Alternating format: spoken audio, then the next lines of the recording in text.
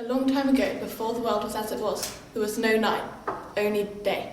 Some say that the evil King Nacorn stole the night and hid it away in a room in his castle, but some believed that there had never been such a time. However, there was one man who believed that there was. No one was quite sure of his name. His mother and father had died when he was a small child, and he was left with only his brother. And this is the story of how he brought back the night.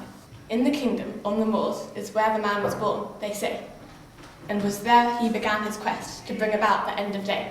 He was a knight, the man, they say, the man who'd bring the end of day. He turned 18, and off he set. On his noble steed he began his quest. And the knight left, riding, riding, and the knight left, riding, riding. 10 years had passed since he began his plight. All had led him to this final fight. And the knight came, riding, riding, and the knight came, riding, riding. As he neared the castle, he reined his horse in. He jumped off the saddle. He was ready to win. He marched up to the wall, and you know what they say. He marched straight through toward the end of day. And the knight came, marching, marching, and the knight came, marching, marching. But on the castle's inside, waiting for him, was King Nacorn and his guards.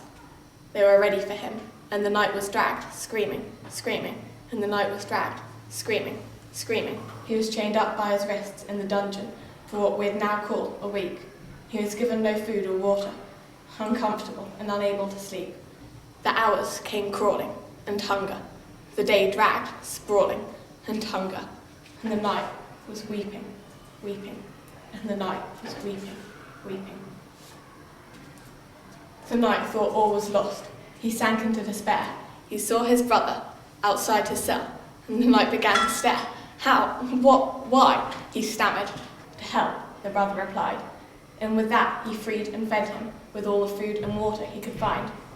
So the knight found the room held up by his brother. They found the room that held the knight. The knight went straight through the wall to avoid being caught. But the knight was weak and he needed his brother's support. So the knight stumbled weakly. The knight stumbled weakly. 5 seconds passed, and the knight returned, holding a dark orb, but he looked burdened.